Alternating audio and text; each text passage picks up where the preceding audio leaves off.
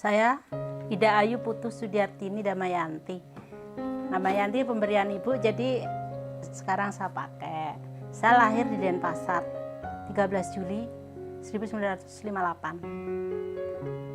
Untuk di rumah ini ibu tinggalnya dengan siapa? Saya tinggal sendiri, Mas.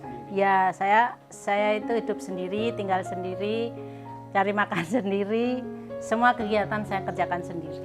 Udah berapa lama? Saya tinggal di sini 9 tahun. Jadi kalau boleh dihitung untuk di Kampung Brajan ini saya sudah tinggal 20 tahun. Jadi pindah sebelum ke sini? Di kantor, saya tinggal di kantor Cikal selama 11 tahun. Karena kantor pindah sama adik nggak boleh saya ikut lagi di kantor. Adik ini adik yang kontrakin, karena untuk kontrak belum sanggup, tapi kalau hanya untuk biaya makan saya bisa, tapi kalau untuk kontrak rumah belum sanggup. Untuk kegiatan sehari-harinya ibu? Saya kegiatan sehari-hari, waktu belum COVID saya kerja di Cikal, Yayasan Disabilitas yang berkantor di Sewon. Saya di sana sebagai kasir. Jadi kegiatan saya itu kalau ada acara-acara itu selalu yang di bagian keuangan. Jadi ya di komputer pun masukin keuangan. Kalau secara jujur ya saya itu tidak sekolah, Mas. Saya cuma lulus SD kelas 2. Cuma karena saya suka belajar, jadinya saya bisa lah dengan komputer, walaupun kita harus membuat laporan ke tempat pemberi dana, saya bisa dengan langsung nulis, ngetik, ngeprint, itu kan nanti ada kode-kode voucher namanya, itu sangat sulit. Temanku yang dosen aja tidak sanggup karena berat. Terus kemudian juga waktu itu ada lagi juga program dengan Karitas itu beberapa kegiatan seperti kursus jahit, masak, perikanan, batik. Saya dijahit sebagai trainer, asisten trainer itu dengan selama 40 hari. Anak-anak itu dari 10 kabupaten di kecamatan di Bantul. Itu yang dilatih disabilitas semua? Disabilitas semua, karena kita memang fokus disabilitas. Jadi tempatnya terpencar-pencar. Kalau jahit tempatnya di Brajan sini, kalau masak di Sedayu, kalau batik di Kulon Progo, kalau perikanan di Cangkringan. Karena memang kerjasama dengan pemerintah perikanan yang di Cangkringan. Kalau batik dengan Burina yang ada di Kulon Progo, kalau Sedayu kita kontrak rumah untuk masak. Kalau masak tuh trainernya ganti-ganti. Untuk jahit biasanya masih banyak orang yang menggunakan jasa ibu? Kalau jahit tuh biasanya teman sendiri. Ya, teman-teman kantor. Teman kantor sama teman-teman dekat di kampung ini yang jahit, yang menjahitkan ke saya, karena aja ongkos saya kan murah.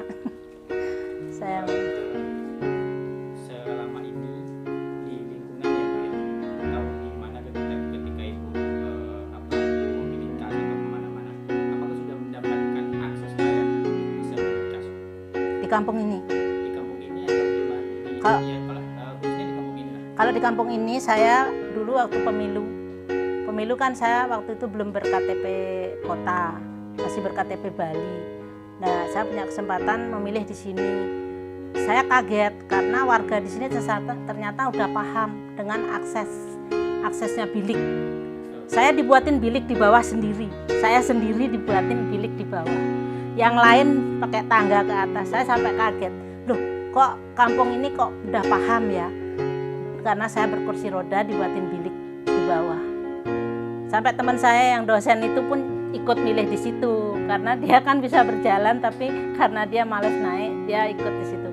Makanya di sini warga di sini tuh benar-benar buat saya tuh senang, menyenangkan. Makanya saya nggak ada niat keinginan pindah, karena warga udah sangat memahami saya. Ada kegiatan apapun, jalan sehat itu nanti didorong gantian orang kayak gitu, diajak. Terus senam kayak gitu, saya juga diajak. Kalau selain di kampung ini, kalau tempat kayak kemana Ya.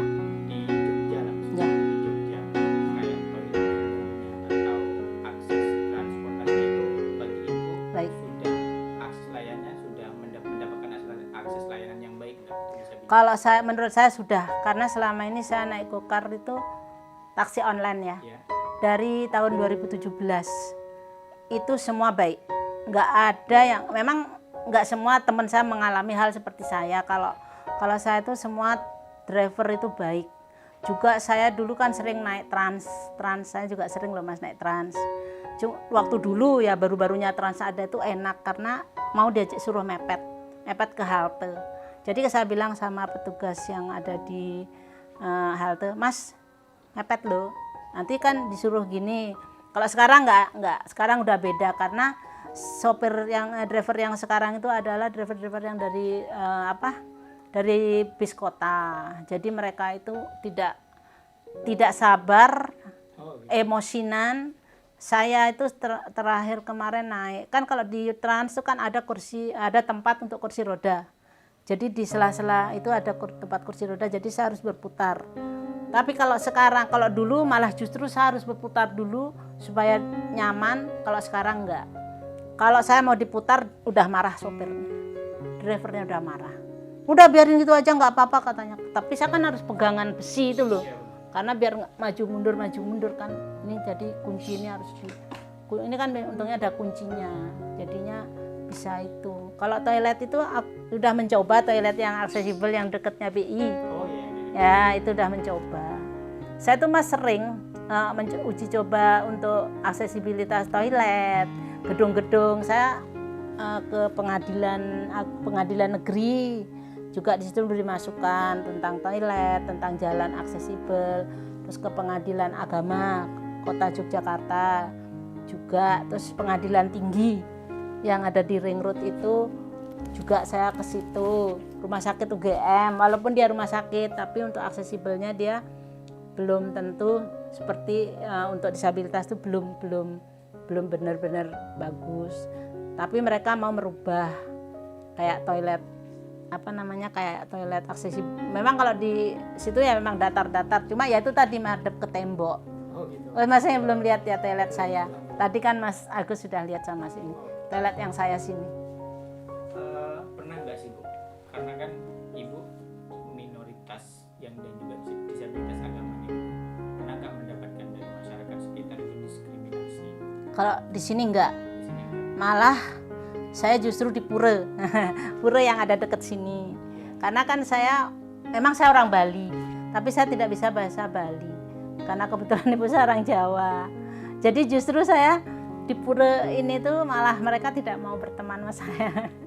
Terus saya nggak mau ke Pura itu. Jadi saya kalau ke Pura yang dekat Elkis. Yang dekat Elkis. Ya, kalau di situ malah bagus. Saya tuh dulu pernah dengan Dria Manunggal ke tempat-tempat ibadah untuk membuat aksesibel seperti masjid biar ada ramnya, terus gereja, pura, wihara kayak gitu keliling lah, termasuk pura yang ada di Banguntapan itu. Jadi saya bisa sendiri naik kalau mau ke dalam, sudah dibuatin jalan kalau yang di Jagatnata itu, Pura Jagatnata. Pandangan Ibu dengan semakin banyaknya hoak, apa yang perlu dilakukan dalam menangkal hal tersebut? Contohnya kayak kemarin ketika ada orang disabilitas itu kan banyak ketika vaksin contohnya banyak yang mereka mengatakan bahwa nanti takutnya jadi lumpuh gitu. Menurut pandangan Ibu gimana? Kalau menurut saya pernah dengar nggak Ibu? Saya nggak pernah dengar. Enggak. Jadi kalau saya gitu karena nggak selalu saya vaksin itu tidak dengan disabilitas. Saya bersama dengan umum. Karena saya di Exis Square. Exis Square saya itu memang undangan langsung dari kementerian. Dan di situ saya hanya berdua dengan teman saya. Kita sama-sama berkursi roda. Jadi nggak pernah tahu, nggak pernah dengar. Ya seperti besok ada poster. Memang akan ada di CEC ya besok. Tapi saya masih takut. Saya belum siap. Takutnya kenapa Bu? Takutnya kalau dapatnya Astra, karena kan saya tinggal sendiri. Katanya kalau disuntiknya kalau vaksinnya Astra nanti bisa panas atau muntah-muntah kayak gitu kan, saya jadi takut. Karena saya tinggal sendiri, nanti kalau saya panas atau saya kenapa gimana gitu kan, saya mikirnya ke situ gitu loh. Jadi saya belum siap. aku tuh orangnya nggak pernah minum obat mas, jujur ya, nggak pernah minum obat. Jadi kalau batuk pilek itu aku hanya minum akan kencur. Nah kemarin karena kehujanan meriang kan, terus aku minum paracetamol 500. Aku nggak bisa bangun selama 3 hari, nggak bisa melek, nggak mau makan, jadi kapok minum obat. Tadi kan ibu sempat cerita tentang rewang-rewang. Kalau di sini, kalau yang orang-orang deket di kampung ya, maksudnya kenal udah baik gitu. Kalau mereka nikahkan anaknya pasti, Mbak Ida besok rewang ya gitu. Jadinya ya nggak cuma di satu tempat, beberapa tempat gitu. Terus kalau ada yang 7 bulanan itu loh, 40 harinya anak kayak gitu juga gitu. Mbak Ida besok datang ya rewang ya gitu. Biasa mas aku tuh. Jadi bantuin apa yang aku bisa. Aku biasanya tugasnya pas berambang karena duduk di sini gitu loh, nggak turun. Tapi kan kalau kemarin karena tempatnya luas, jadi aku turun ke bagian ngulek bumbu itu tadi. Jadi orang-orang sini merangkul gitu ya Bu ya. Iya. Kalau sawalan hari raya besarnya umat mayoritas di sini gitu gimana? Ya ini, aku pasti di depan pintu sini.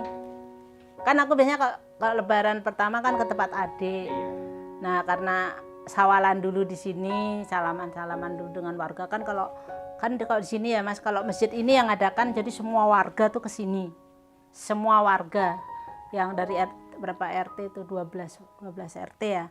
Semua kumpul di sini. Gitu. Tapi cuma salaman pulang kayak gitu. Jadi kan gantian masjidnya yang adakan gitu tiap tiap acara sawalan. Di keluarga agamanya memang beragam. Kalau adikku cowok akan bersaudara 6, cowok 3, cewek 3. Adikku yang cowok muslim semua dan ada yang udah haji, ada aja. Tapi kita nggak apa-apa karena di keluarga eyangku juga sama, agamanya campur-campur. Kita ada Katolik, ada Muslim, ada Hindu. Jadi kalau lebaran yang non Muslim ke tempat yang Muslim gitu. Tadi 6 bersaudara ya Bu? Ya. Terakhir, pesan dan harapan ke depan Ibu untuk perempuan gimana? Untuk Ya, perempuan disabilitas. Kalau aku tuh kepengennya teman-temanku tuh lebih percaya diri ya, lebih mandiri, lebih percaya diri, karena banyak sekali teman-teman disabilitas itu yang masih cengeng ya, istilahnya tuh manja, kayak Zoom gitu harus nggak mau mandiri, jadi nyari tetangga, ponaan. Aku tuh sering memberi semangat pada temanku yang terlalu lebay itu. Aku selalu, ayo belajar,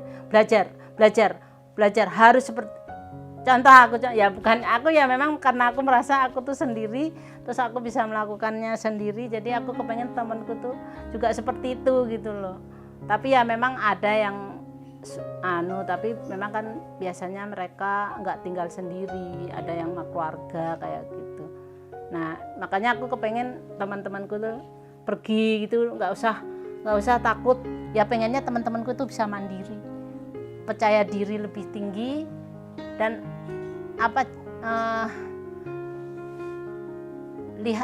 bisa menjadi contoh orang-orang yang kadang-kadang memang banyak yang bilang aku tuh kagum sama Bu Ida yang seperti ini tapi bisa sendiri. Kita saja yang ya, itu mahasiswa kemarin bilang, kita aja yang seperti umum kayak gini tuh nggak seperti Bu Ida, bisa mandiri, apa-apa dikerjakan sendiri, kita aja masih tinggal bersama orang tua yang kayak gitu tuh. Jadi aku pengen teman-temanku tuh pada mandiri kayak itu. Harapan lain untuk akses fasilitas umum gimana Bu? Kalau buat aku yang di kota ya, karena aku tinggal di kota kayak Malioboro kayak gitu tuh, itu buat aku udah akses mas, karena aku terbiasa main-main sendiri di Malioboro. Dulu aku tuh terbiasa main-main. Aku kalau ada undangan ke gedung DPR, aku turunnya di Ngejaman, deket istana. Jadi aku naik kursi roda sampai istana kayak gitu. Jadi memang sudah tempat jalannya tuh udah enak. Jadi paling aku takutnya cuma nyebrang. Kalau di Malioboro loh ya, nyebrang itu kan kalau mobil mau berhenti, tapi kalau motor kan nggak mau tahu itu loh kalau motor, jadi pasti tukang becak. Aku seringnya sama tukang becak gitu. Makanya kalau sekarang tuh sebetulnya udah banyak yang akses, tapi aku nggak tahu yang lain-lain. Maksudnya kayak kelurahan itu udah banyak yang masang-masang ram, jadi kayak kelurahan Sewon, Panggung Harjo itu sudah ada ramnya. Ya memang kalau untuk ram itu belum terlalu aksesibel karena pasti kadang masih tinggi gitu ya.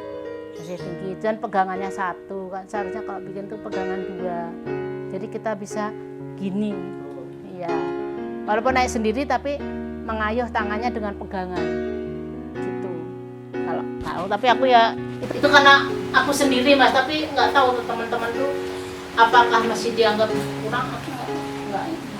Kalau aku sih semuanya udah istilahnya nggak ada kesulitan. Oke. Ibu boleh mengucapkan Selamat Hari Perempuan Internasional. Iya. Iya, Selamat Hari Perempuan Internasional. Selamat Hari Internasional Women Day. Oke, Selamat Internasional Women Day. Semoga perempuan-perempuan akan